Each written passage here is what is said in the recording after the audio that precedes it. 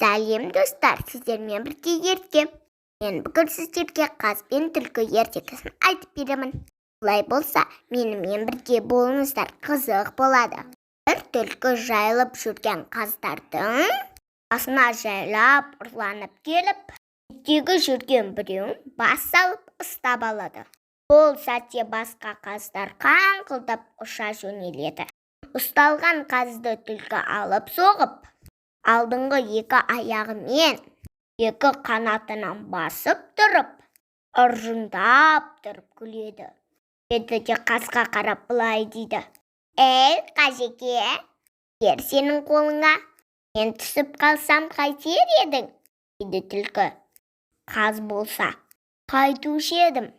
Жүніңнен тістеп тұрып, аяғыңды кеудеме қойып, көзімді жұмып тұрып, Құдай, бергеніңе шүкір деп тәубе қылар едім» дейді қаз.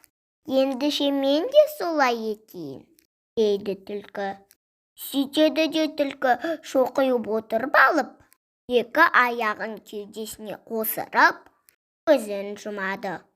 Содан кейін: Тәңірім, бергеніңе шүкір» деп аузын аша бергенде, қаз қанатын қағып қалып, қаңқылдап ұша жөнеледі. Түлкі байғұс аузын ашқан күйінде қаңқайып қала беріпті. Қаз болса, түлкіден айласын асырып, аман қалған екен. Елдің бәрін алдап соғатын қу түлкі болса, қазға алданып қалыпты. Мінекей достар, менің ертегім ұнады ма? Осымен менің ертегім аяқталды. Ертегім ұнап жатса, лайк басып тіркеліп кетіңіздер.